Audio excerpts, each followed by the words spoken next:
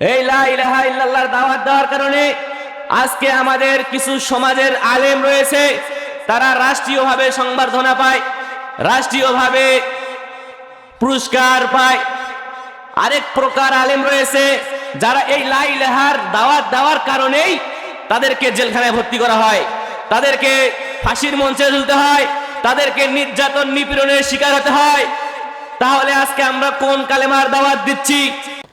আজকে আমরা যারা দায়ী আছি, যারা আমরা কোরআন সুন্নাহর আলোকে আমরা প্রচার প্রসার করি, দিন প্রতিষ্ঠার জন্য কোরআন সুন্নাহকে প্রচার প্রসার করি, এই দায়ীদের নিয়ে কিছু কথা বলবো। আল্লাহ সুবহানাহু ওয়া তাআলা যদি আমাকে তৌফিক দান করে, ওয়া মা তাওফিকি ইল্লা বিল্লাহ। প্রিয় উপস্থিতি, প্রত্যেকটি আম্বিয়া, প্রত্যেকটি রাসূল এসেছিলেন আমাদের মাঝে এই আল্লাহর দ্বীনকে প্রতিষ্ঠা করার জন্য, এই আল্লাহর দ্বীনকে কায়েম করার জন্য।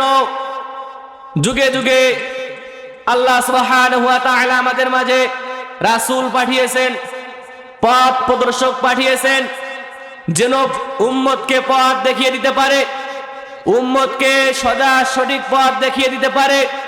এর জন্য গাইডলাইন হিসেবে আমাদের রাসূলকে দিয়েছেন। প্রত্যেক জাতিকেই তার একটি করে রাসূল দিয়েছেন, এবং যে জাতিকে গাইডলাইন দেওয়ার জন্য কিতাব প্রয়োজন সে জাতিকে কিতাব দিয়েছেন।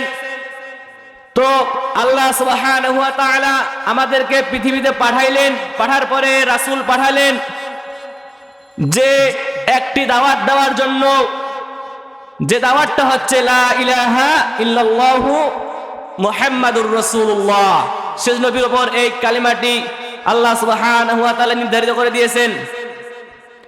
তো আজকে আমাদের সমাজে, আমাদের দেশে, আমাদের পৃথিবীতে আল্লাহ সুবহানাহু ওয়া তাআলার এই বাক্যটি প্রতিষ্ঠা করার জন্য কিছু ওলামা, কিছু আলেম, কিছু দায়ী রাষ্ট্রীয়ভাবে সংবর্ধনা পায়, রাষ্ট্রীয়ভাবে পুরস্কার পায়।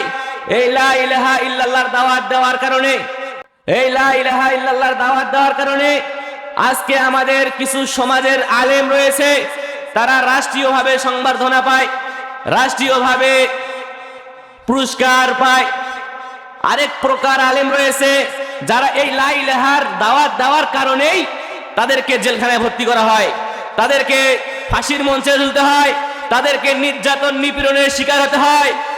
তাহলে আজকে আমরা কোন কালেমার দাওয়াত দিচ্ছি? কোন কালেমার দাওয়াত দিচ্ছি? প্রিয় উপস্থিতি, এখানে বুঝবার বিষয় আছে।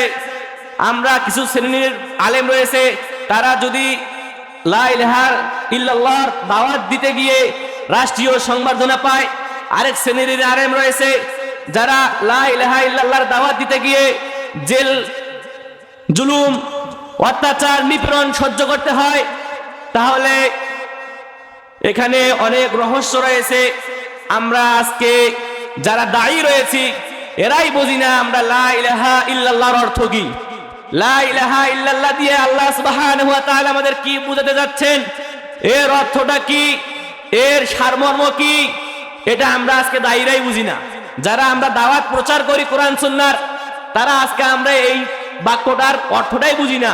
এজন্য কেউ পায় রাষ্ট্রীয় সংবর্ধনা, কেউ পায় জেল হাজতের শাস্তি।